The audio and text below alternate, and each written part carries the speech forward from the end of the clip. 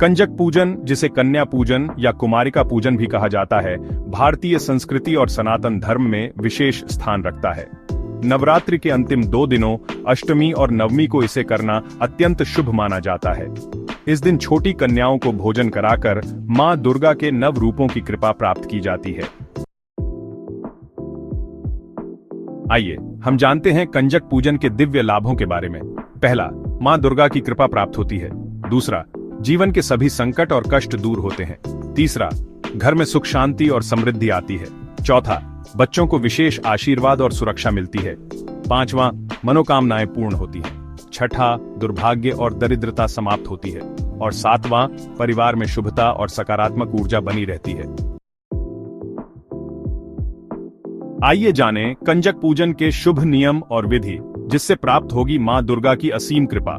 प्रातः स्नान कर साफ वस्त्र धारण करें और घर में मां दुर्गा की मूर्ति या चित्र स्थापित करें। 9 कन्याओं और एक लंगर बालक को बुलाएं। कन्याओं के पैर धोकर तिलक लगाएं। हलवा, पूड़ी और काले चने का प्रसाद बनाएं। कन्याओं को प्रेम पूर्वक भोजन कराएं। कन्याओं को वस्त्र, फल, मिठाई, दक्षिणा देकर विदा करें। उन्हें आदर पूर्वक घर तक पहुंचाएं। अंत में मां दुर्गा की आरती करें और कन्याओं के माध्यम से मां का आशीर्वाद प्राप्त करें। चलिए जानते हैं कि मां दुर्गा की पूजा में कन्या पूजन की परंपरा क्यों शुरू हुई और इसके पीछे का आध्यात्मिक रहस्य क्या है। पौराणिक कथा के अनुसार एक समय की बात है, एक असुर कालनेमी ने कठोर तपस्या कर भगवान ब्रह्मा से अमृता का वरदान मांगा।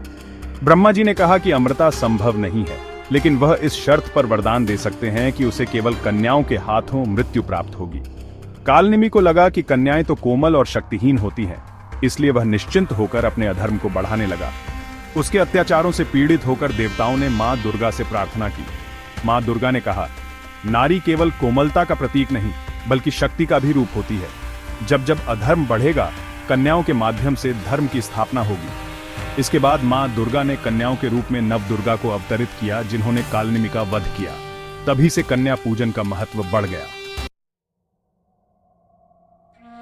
प्राचीन समय की बात है, एक बार अत्रि ऋषि के पुत्र श्री दुर्वासा ऋषि हिमालय की यात्रा पर निकले। चलते चलते वे विंध्याचल पर्वत पहुंचे, जहां उन्होंने एक तपस्वी साधु को देखा, जो मां भगवती की कठोर तपस्या कर रहे थे। साधु की तपस्या से प्रसन्न होकर मां भगवती प्रकट हुई और उन्हें वरदान मांगने के लिए कहा। साधु, हे मां, मैं चाहता हूं कि आप सदैव मेरी सेवा में रहें और मैं आपकी भक्ति करता रहूं। मां दुर्गा, मैं हमेशा अपने भक्तों के साथ हूं। यदि तुम सच में मेरी सेवा करना चाहते हो तो कन्या रूप में मेरी पूजा करो। इसके बाद साधु ने मां के कहे अनुसार छोटी कन्याओं को भोजन कराना शुरू किया और इस परंपरा को आगे बढ़ाया। महाभारत और रामायण जैसे महान धार्मिक ग्रंथों में भी कंजक पूजन का उल्लेख मिलता है, जो इस प्राचीन परंपरा की गहरी धार्मिक और सांस्कृतिक महत्ता को दर्शाता है। जब पांडवों को अज्ञातवास के दौरान कई कष्ट झेलने पड़े, तब भगवान श्री कृष्ण ने उन्हें कन्या पूजन करने की सलाह दी। जैसे ही उन्होंने 9 कन्याओं को भोजन कराया और उनकी सेवा की, उनकी सभी बाधाएं दूर हो गईं और वे महायुद्ध में विजयी हुए। श्री राम और कन्या पूजन।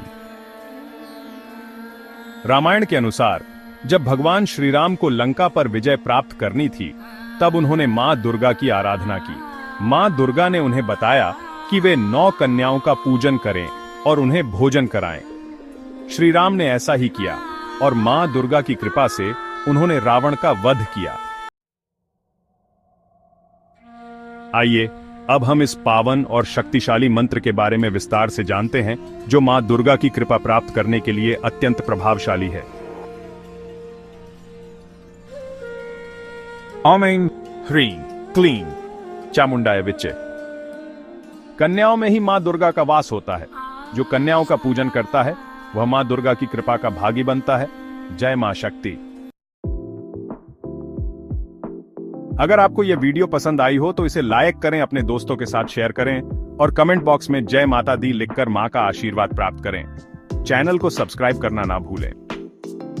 जय माता दी। जय मां दुर्गा।